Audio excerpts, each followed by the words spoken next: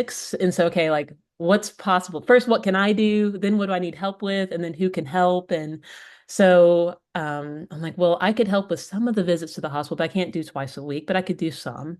I bet our local ladies in our chapter could help with some as well. And I'm like, with grocery money, like I'm sure she needs a lot. Like we could probably do some, but again, we probably need more. And then that trip to Raleigh was just the one I'm thinking, how in the world are we going to get this lady to Raleigh? Because it's about 8 hours away. It's an overnight trip. And that's a huge commitment for someone to take. And I thought, like, I need, to call for help here because I can't do all of this. And so I asked my ladies in our local chapter, but I thought, who knows how quickly she needs to go to Raleigh. And again, maybe we have people in Raleigh who could help. I at the in the Facebook group. Let me just see. And so I posted in our local chapter on our WhatsApp group, but then I also posted on the Women of Welcome private page. And I said, look, here are needs we've got. Can anyone help? And literally in 24 hours, we had raised over $1,000 Mm. for her family for groceries. We found someone willing to drive her to and from Raleigh, North Mm. Carolina. And we had a month's worth of hospital visits covered twice a week. And that happened just in 24 hours. And one of the most special moments with that um, is we had the privilege of visiting her because I told her, I'm like, hey, I'll take you today, let's go to the hospital. She's like, well, I don't need to go to the hospital today because I'm still pumping more milk. I'm trying to build up more supply. She's like, but I could use a visit. I'm like, all Mm. right, I'm down there, like we'll come. And I brought my family. My kids played with her kids, and we brought them some Christmas presents because we had had donations for Christmas presents as well. And so we were able to give them a little bit of a Christmas when they had just lost their dad, and it was Mm. hard.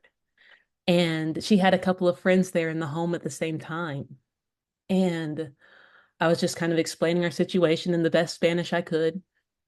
And one of her friends said, I've been so angry with God lately because I can't understand why he would take her husband away from her when he Mm. even was here legally and he did everything that he was supposed to do and he was even going to his check-in like he was supposed to and this happened to him. And it was so just heartbreaking to hear a story. He's like, but then I see how God has intervened and I have faith again. Mm. And that was so powerful. Hearing how God not only moved in her life and in our lives as well, because goodness knows, he showed up in such a big way. Like it inspires pretty much anyone who hears about it because it's so wonderful and amazing how God Mm. moves so many ladies to Mm. help. And then on top of that, the next day, um, I made a connection I didn't even think about. Mm. God puts songs on my heart from time to time.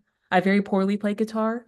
Um, Mhm. he told me like this is what I want you to do, and I'm like, Mhm. okay, then I record songs that God puts on my heart from time to time. And about 4 days before, I thought it was one song, but it just wasn't feeling right. And I put my guitar down, and then I felt the word rescue get placed on my heart.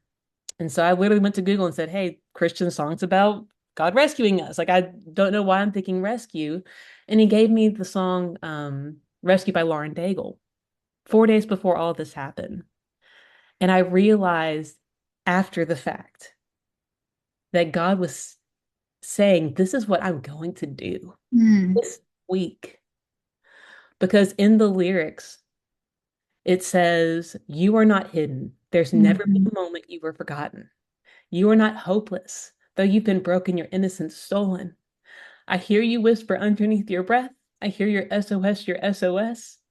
And then when I saw this next part and realized it, I just wept Mm. because he said, I will send out an army to find you.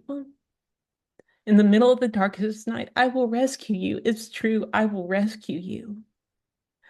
And he mobilized Mm. army of ladies from Women of Welcome. to go rescue her. mm, mm, And it was very clear that was God's way of saying, I knew about this before you did. I mhm, have not mm, forgotten her. I've not forgotten any of our immigrants who are struggling. And not only that, they are on my heart too. mm, That I see their needs and I see their suffering, and they are on my heart too. mhm.